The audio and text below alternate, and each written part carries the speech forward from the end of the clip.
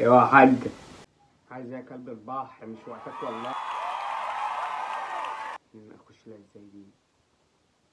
انا لسه عامله اكل وقرفان. يا ريت اخش لها بالاكل اللي هتتكلم عليه.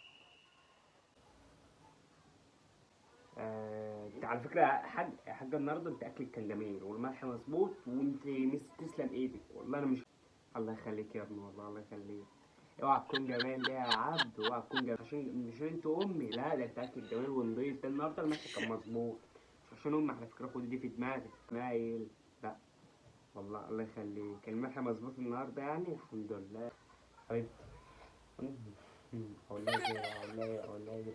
عاوز ايه بقى؟ انت جاي كده في حاجه، في حاجه وقت.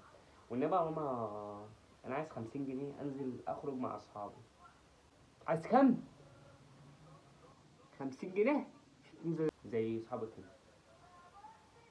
معاكش الا كام؟ 10 جنيه.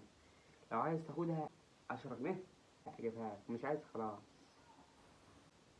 ايه اليوم الاسود اللي جاي قرف؟ يا مش هقول لابويا سيبك من ابويا. السايبر. روح لابوك، انا مالي. لا يا حبيبي مفيش الكلام ده. بص انا اللي معايا دلوقتي، انا دلوقتي عايز 50 جنيه اجيب ولا لا 10 جنيه؟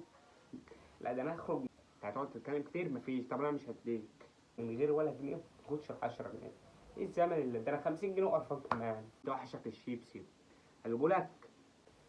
انت ترفع الشبشب ولا شبشب ولا مش شبشب؟ بالادب شبات. انا هاخدها حالا ايه ماشي كده لحد لما اوصل. سلام كده، يلا بره، يلا. سلام.